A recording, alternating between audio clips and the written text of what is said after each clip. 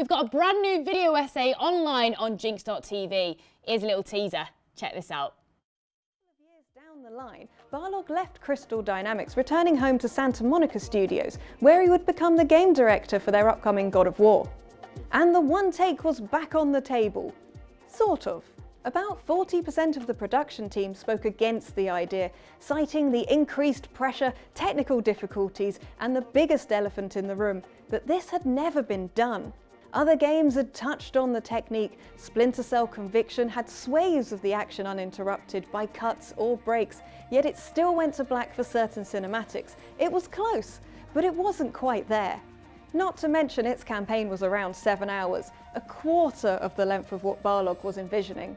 But in time, the naysayers in the studio got behind him, as did Sony, knowing it was going to be a wild ride. The no-cut camera was a giant bone of contention. There we go. And I'm now joined on the show with Wessel Minnie, who's a senior editor here at Jinx. Thank you for joining us, Wessel. It's great to have you. Hi, great to be here. Yeah, so tell us a little bit about, because you obviously wrote this video essay, so tell us a little bit about the kind of like everything behind it. Well, okay, first up, it's such a unique aspect of the God of War 2018 and then God of War Ragnarok that it's not something you would notice or a lot of people talk about.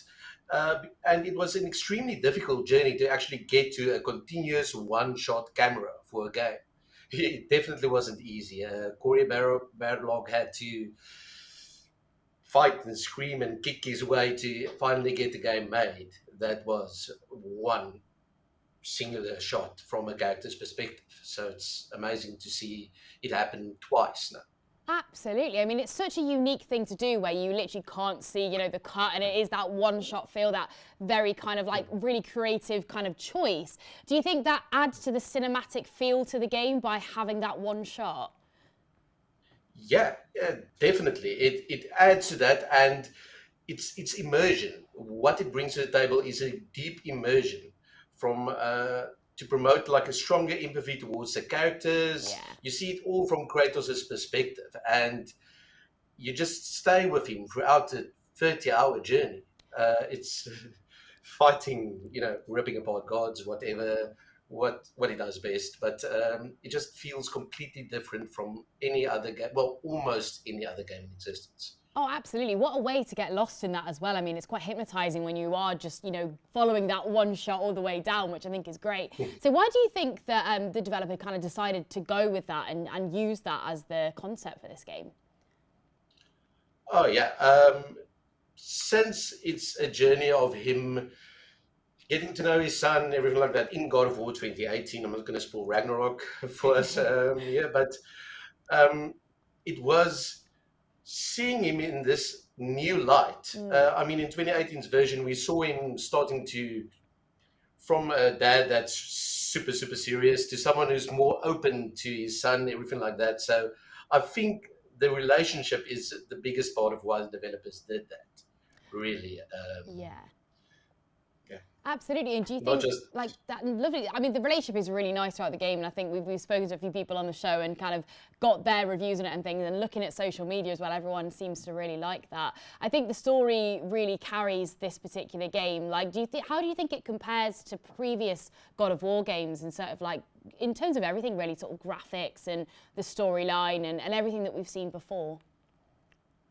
Well, okay, the first games, I really didn't enjoy the story that much. It was, fair play. it was just a raging guy like smashing everything to pieces, right? But so comparing Ragnarok and the 2018 version, that's a very close call. I mean, they're both brilliant. I would give Ragnarok a bit of an edge because it actually finishes up this arc instead of just being like ending on a cliffhanger or something like that. So it does well to finish up a lot of storylines. It does well to really bring it full circle with Kratos and his son. So it's just brilliant to see. Absolutely, and obviously Game of the Year is up for contender at the moment. I mean, Elden Ring is up there. So do you think God of War has a chance of knocking Elden Ring off the top spot to be Game of the Year this year? No, No. unfortunately not. So there's two reasons for this, right? Elden Ring, you can play it for 1,000 hours Yeah. probably. Still not see everything. And the second reason is I do feel that the game is still, while it's brilliant, it's still held back a bit by it being a cross-gen title and not a next-gen only title. It's not just a PS5 exclusive; it's PS4 as well. Yes. So you'll see Kratos like climbing up a wall, and that's actually just a hidden loading screen, Yeah.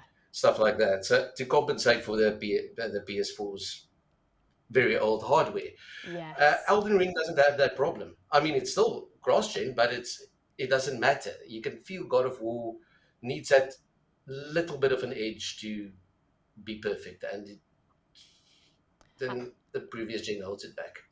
Absolutely. It's simple as that. Absolutely. I mean, and Wessel, what is your game of the year? What would you say your game of the year is? Would you say is Elden Ring, or do you have another game that you've loved this year that's kind of taken your top spot? Oh no, it's definitely Elden Ring. There's absolutely no question. I mean, God of War is a second, and that's about it. There's no doubt in my mind that Elden Ring should win most of the Game of the Year awards, except maybe like the PlayStation Game of the Year award. That's going to go to God of War. Yes, of course, yeah. Well, we're looking forward to seeing that. It's always nice to wrap up the year and see what games have broken that through. So, Wessel, thank you so much for joining us. And if you do want to check out that video essay, head over to jinx.tv after the show if you want to check out the full video essay.